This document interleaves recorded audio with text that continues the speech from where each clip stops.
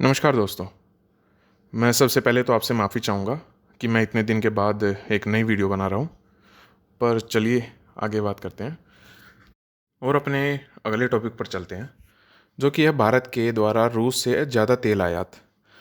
जैसा कि आप सभी जानते हैं कि फरवरी में जब से रूस ने यूक्रेन पर अटैक किया है, उसके बाद से ही रूस पर बड़े बड़े कई देशों ने, जिसमें यूरोपियन यूनियन भी शामिल है, उन सभी ने रूस पर कड़े प्रतिबंधों की बौछार कर दी।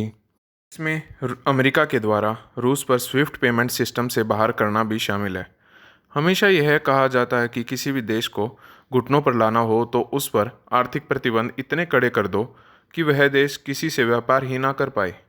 अगर कोई देश व्यापार ही नहीं कर पाएगा तो वह देश धीरे धीरे आर्थिक प्रतिबंध लगाने वाले देशों की ओर झुक जाएगा। इनसे डरकर अपने आप सरेंडर ही कर देगा। और वैसे स्विफ्ट की बात ही आ गई है तो स्विफ्ट के बारे में थोड़ा सा जान लेते हैं। स्विफ्ट को 3 मई 1973 को फाउंड किया गया था, जिसमें लगभग विश्व के हर एक देश शामिल हैं। परंतु रूस ने, तो आप जानते भी होंगे शायद, कि रूस ने अपना एक पेमेंट सिस्टम बना रखा है जिसे मीर के नाम से जानते हैं। जैसे कि स्विफ्ट है वैसे ही मीर है। चलिए फिर वापस अपने टॉपिक पर आते हैं। परंतु रूस ने इस पासे को ही उल्टा कर दिया। जब रूस को स्विफ्ट पेमेंट सिस्टम से बाहर किया गया तो सभी यूरोपियाई देशों से कहने लगा कि रूस के गैस और तेल के सभी को रशियन करेंसी रूबल देकर ही इन गैसों व तेल का भुगतान करना पड़ेगा, नहीं तो रूस यूरोपियन देशों की गैस व तेल निर्यात ही नहीं करेगा या काट ही देगा। आप कुछ भी समझे, क्योंकि सारा का सारा यूरोपियाई देश लगभग रूस से ही सब कुछ आयात करता है, जैसे कि तेल, नेचुरल गैस है, ये सब देखा जाए तो, जिससे कि पूरा यूरोपियन यूनियन आर्थिक संकट की ओर चला जाएगा।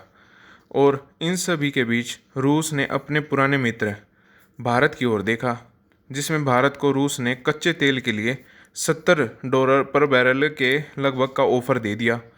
मैं पहले यही बता चुका हूँ कि विश्व में कोई भी हमेशा के लिए दुश्मन नहीं होता, ना ही हमेशा के लिए मित्र होता। सभी अपने अपने देश की सर्वोच्चता के लिए मित्रता का हाथ बढ़ाते हैं, जैसा कि रूस अभी भारत को $70 पर बैरल के लिए कर रहा है।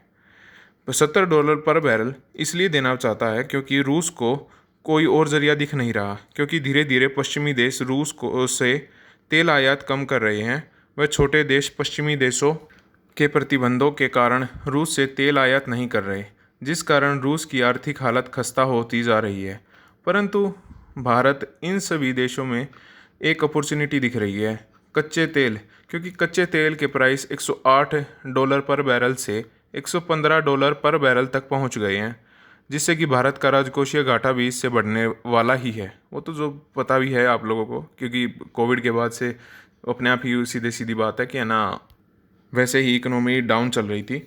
फिर इसके बाद ऐसे ऑयल की दिक्कत आएगी तो सीधी सी बात है कि राजकोषीय घाटा बढ़ने ही वाला है।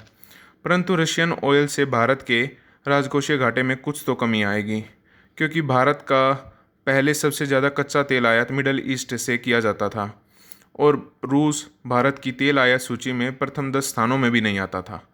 परंतु बदलते समय के अनुसार जो परिस्थिति रूस यूक्रेन युद्ध के दौरान पनपती जा रही है, उससे आजकल के समीकरण ही बदल गए हैं, जिस कारण भारत के तेल आयात की सूची में रूस ऊपर से चौथे स्थान पर आ गया है। रूस से तेल आयात करना हमारी मित्रता नहीं बल्कि हमारा स्वार्थ भी है, क्योंकि हमें अपने देश को चलाना भी है, कम प्राइस में चीज़ें भी देनी है, इकोनॉमी को भी रन करना है। इन परिस्थितियों से भारत पर अमेरिका के द्वारा काफ़ी दबाव डाला गया कि आप, यानी भारत अप्रत्यक्ष रूप से रूस को फंड कर रहा है कि वो यूक्रेन पर हमला करे, जिसमें हमारे देश के विदेश मंत्री ने यह तक कह दिया था कि भारत जितना पूरे महीने में रूस से तेल आयात नहीं करता, उससे तो ज़्यादा यूरोप के देश आधे दिन में रूस के तेल का उपयोग कर लेते हैं। इन्हीं सभी तथ्यों से यह पता चलता है कि हर देश अपने स्वार्थ के लिए पूरे वर्ल्ड से बात करता है। इसमें किसी देश के से दुश्मनी या मित्रता उस समय कुछ मायने नहीं रखती जब देश के विकास की बात आए तब, क्योंकि सभी के लिए सभी को अपने देश के सर्वप्रथम नज़र आता है, ना कि मित्रता या शत्रुता। आज के लिए बस इतना ही। अगर सही लगे तो लाइक कीजिएगा, सब्सक्राइब कीजिएगा, शेयर कीजिएगा। धन्यवाद।